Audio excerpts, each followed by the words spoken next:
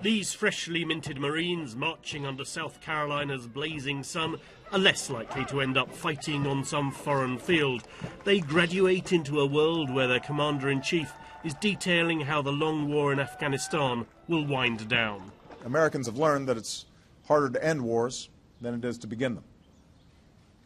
Yet this is how wars end in the 21st century. Not through signing ceremonies, but through decisive blows against our adversaries, transitions to elected governments, security forces who are trained to take the lead, and ultimately full responsibility. When the president visited the troops at Bagram Air Base at the weekend, complete with country singer, he told them this was a pivotal moment. There are more than 30,000 US military in the country right now. Next year it will be 10,000.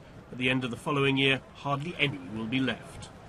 Critics say the president has been so focused on bringing troops home that he's ducked conflict in Syria and has been too soft on Russia and China. The most senior Republican on the Senate Foreign Affairs Committee told me it's created a more dangerous world. There are questions today about the United States that haven't been there in times in the past, and I think that creates a vacuum. And in that vacuum, other people step in. So I am very concerned about the lack of a clear-sighted foreign policy here in our country. Pull yourself up! Training on the job can be tough. Pity this poor Marine, stuck, unable to move up or down.